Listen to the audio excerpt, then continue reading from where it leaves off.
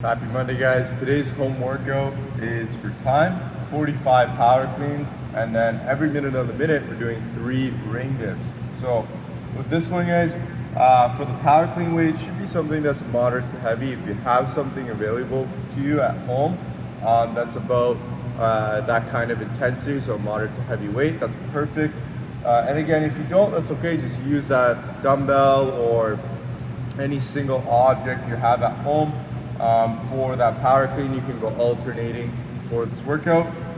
For the ring dips, this is going to be done every minute on the minute, and there's no set requirement of how many you're supposed to do. So the goal is to finish this as fast as possible so you don't have to do as many ring dips in the workout. So the ring dips here, 3 ring dips, something that you're comfortable doing unbroken every single time so you don't have to break it up. 3 of these ring dips can be done off of your bench or off of some chairs or your couch. So if you don't have rings, you can do that. Again, as mentioned, make sure these are done unbroken. And the first minute, 0 to 1, you have that freebie minute, so you can do as many reps of the power cleans as you like. But then from the 1 minute mark and on, you're going to be doing power cleans every minute on the minute. So you got to you have a freebie minute from 0 to 1, then from then on, the workout's going to get quite intense with those power cleans and the ring dips. So after this workout, guys, we're going to go for some thoracic mobility. We're going to work on all the directions of that thoracic spine, really try and mobilize it, and ideally, again, trying to make you ready for the next day of workouts to come. Overall, guys, hope you enjoyed today's workout and the Afterburner. We'll see you guys next for the warm-up video. Okay, guys, for our warm-up today, we are starting off with some alternating Deadbug leg and arm raises. So we're doing this for a minute, and we're going to do 2 rounds of this. So we're going to start off on our backs here in that Deadbug. So head and neck relaxed, arms are going to be up in the air, and then I'm going to bring my feet up. I'm going to try to keep my legs straight if I can, arms straight, and then I'm going to alternate. As my right leg goes down, my left arm goes overhead. Never go too low where you start to overarch that back. You want that low back pressed into the floor the whole time. So we're again just switching from one side to the other. Notice how I'm doing this slow and controlled. I always find controlling this movement to be more beneficial, especially since we're just warming up that core. You're going to do that for a minute, take a little break, and then you're going to go for another minute. After you're done that, you're going to go for 3 rounds, starting off with some bent over rows.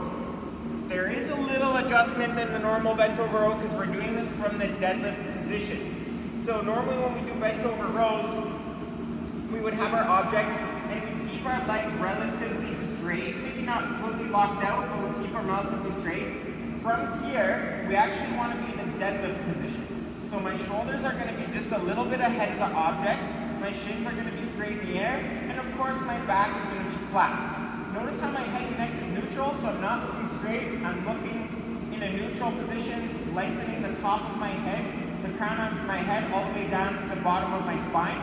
And I'm just going to squeeze those shoulder blades, pull my object in, and then back down. We're going for a set of 10 of those. Of course, I'm keeping my elbows tucked in tight to my body, and I'm trying to engage those upper back muscles at the top by squeezing them together. Once we're done that, we're going to go for 8 tempo deadlifts.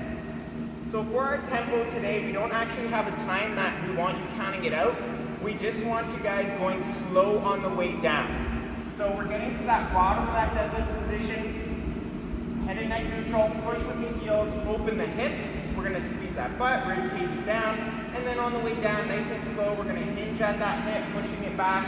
When your hands get about to knee position, we're going to lower the rest of that movement with the legs. So remember, we're not just lifting with the legs, but we're lowering with the legs. You can stand up at a normal speed, go a little quicker. On the way down, we're really slowing it down. Once you're done 8 of those, you're going to go for 6 hang muscle cleans per arm. So in the hang muscle clean, We're gonna start off by standing with our dumbbell. We're gonna push that hip back just like we did in a deadlift, but this time I am looking straight. My back and chest is a little bit taller. I'm gonna think of squeezing my butt, driving my elbow up, and then catching my dumbbell on the shoulder. So again, hips go back, push my elbow up, catch it on the shoulder. Notice I'm not catching it in a dip position for now. We're just warming up with the muscle theme. You can do all 6 on one side, or you can alternate if you like. We're doing 3 rounds of that. We'll see you for the workout next. Those 9 hang power cleans, so again, you guys can use that same weight. If you're going single arm, let's go 9 per side, or if you have a barbell, just go 9 total as prescribed. For those hang power cleans, guys, we're gonna bend over at the hips, kind of like that bent over row position. From here, we're gonna drive through the legs nice and hard. As we drive through the legs nice and hard, pull through the elbow. We're gonna land in that front rack position. So that front rack position, elbows tall, hips are back. Then we're gonna stand it up from there before we start our next rep. So nice hard drive, elbow through, hips back, and then stand it up. Make sure, guys, it's common. We're going to be kind of wanting to let our knees kind of go forward and catch with those femurs. We want to push the hips back as we catch it. Dips now, you guys can use that implement for your dip as well. So if you're off chairs, you can do dips from there. Another common item would probably be a couch. So you can do it off the end of your couch. Pretend this is the edge of my couch here. I'm gonna keep my feet out, knees slightly bent, keep the elbows in as I dip down, and press straight up. You do these dips right off the edge of your couch there if you don't have anything to do your dips from. All right, guys, we're here for the Afterburner. We're gonna do some thoracic mobility here. So find yourself a ball or something that's soft that you can kind of rest your back on and almost arch over it. Don't pick something too hard there. It's going to feel painful in the back. That pivot point, we want it to be at the middle of our back. So we're going to use that object to pivot at that point. So I'm going to use this med ball here. I'm going to lie back onto it. I'm going to try to pivot at that middle point of my back. From here, once I'm in that arch position, I'm going to get my arms overhead, so behind my back, the back of my head, I mean. From here, we're going for 10 flexion extension reps here. So we're going to kind of let ourselves go back, extending as much as we can, and then pulling back in as much as we can. We're going to be doing 10 reps here, nice and slow. Again, these are not for time or anything like that. We're just trying to open up that back and that thoracic spine there. From there, we're going to go into some side twists. So same position. This time we're going to kind of bring our elbow towards our hip and then back in again, then switch and do it on the opposite side. You'll notice that you'll feel tight on those lats. You might need to work on a little bit more mobility in that section if you need to there. You find that you're really tight when you're going down, especially on the opposite side. But we're going to go again, 10, alternating, as you're in that arch position, okay?